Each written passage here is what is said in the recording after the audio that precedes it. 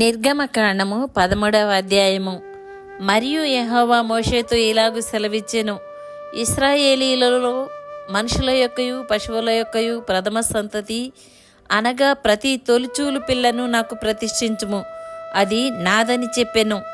మోషే ప్రజలతో ఇట్లనెను, మీరు దాసగృహమైన ఐగుప్తు నుండి బయలుదేరి వచ్చిన దినమును జ్ఞాపకము చేసుకొనుడి. యెహోవా తన బాహుబలము చేత దానిలో నుండి మిమ్మల్ని బయటికి రప్పించెను. పులిసినదేదియూ తినవద్దు. ఆబీబను నెలలో ఈ దినమందే మీరు బయలుదేరి వచ్చితిరి గదా. యెహోవా నీకిచ్చేదనని నీ పితరులతో ప్రమాణం చేసినట్లు కనానీయులకు, హిత్తీయులకు, అమోరీయులకు, హివ్వీయులకు, ఎబూసీయులకు నివాస స్థానమైయుండు పాలు తేనెలు ప్రవహించు దేశమునకు నిన్ను రప్పించిన తర్వాత నీవు ఈ ఆచారమును ఈ నెలలోనే జరుపుకొనవలెను. 7 దినములు నీవు పులియని రొట్టెలను తినవలెను. 7వ దినమున యెహోవా పండుగ ఆచరింపవలెను. పులియని వాటినే 7 దినములు తినవలెను. పులిసినదేదియూ నీ యొద్ద కనపడకూడదు. నీ ప్రాంతములన్నిటిలోనూ పొంగినదేదియూ నీ యొద్ద కనపడకూడదు.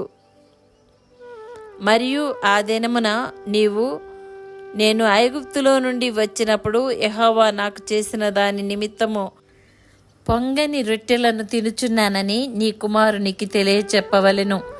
యెహోవా ధర్మశాస్త్రము నీ నోట నుండునట్లు బలమైన చేతితో యెహోవా ఐగుప్తులో నుండి నిన్ను బయటికి రప్పించననుటకు ఈ ఆచారము నీ చేతి మీద నీకు సూచనగాను నీ కన్నుల మధ్య జ్ఞాపకార్థముగా ఉండును. కాబట్టి ప్రతి సంవత్సరము ఈ కట్టడను దాని నియామక కాలమున ఆచరింపవలెను.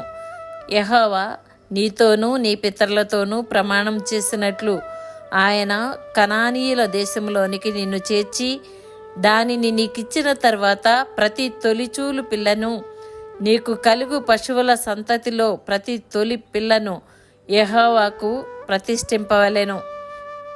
వానిలో మగ సంతానము యెహోవాదగును. ప్రతి గాడిద తొలిపిల్లను వెల ఇచ్చి విడిపించి దానికి మారుగా గొర్రెపిల్లను ప్రతిష్ఠింపవలెను. అట్లు దానిని విడిపించని ఎడల దాని మెడను విరగదీయవలెను.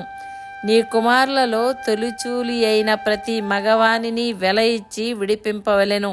ఇక మీదట నీ కుమారుడు ఇది ఏమిటని నిన్ను అడుగునప్పుడు నీవు వాని చూచి, బాహుబలము చేత యెహోవా దాసగృహమైన ఐగుప్తులో నుండి మనలను బయటికి రప్పించెను.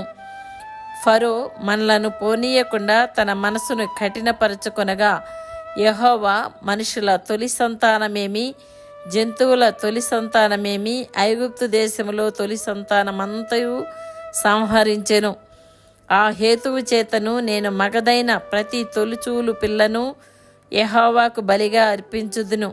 అయితే నా కుమారులలో ప్రతి తొలి సంతానము వెల ఇచ్చి విడిపించుదునని చెప్పవలెను.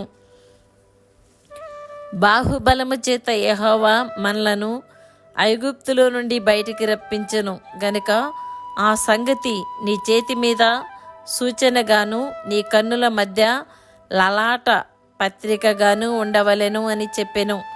మరియు ఫరో ప్రజలను పోనీయగా దేవుడు ఈ ప్రజలు యుద్ధము చూచినప్పుడు వారు పశ్చాత్తాపపడి ఐగుప్తుకు తిరుగుదురేమో అనుకుని ఫిలిస్తీయుల దేశము సమీపమైనను ఆ మార్గమున వారిని నడిపింపలేదు.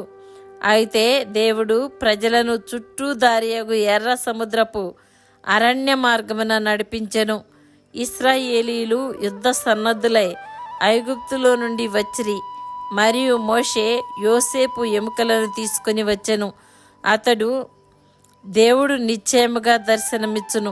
అప్పుడు మీరు నా ఎముకలను ఇక్కడ నుండి తీసుకొని పోవలనని ఇశ్రాయేలీయుల చేత రూఢిగా ప్రమాణము చేయించుకొని ఉండెను.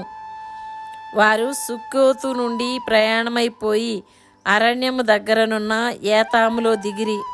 వారు పగలు రాత్రియు ప్రయాణము చేయనట్లుగా యెహోవా త్రోవలో వారిని నడిపించుటకై పగటివేళ మేఘస్తంభంలోను వారికి వెలిగించుటకు రాత్రివేళ అగ్నిస్తంభంలోనూ ఉండి వారికి ముందుగా నడుచుచూ వచ్చెను.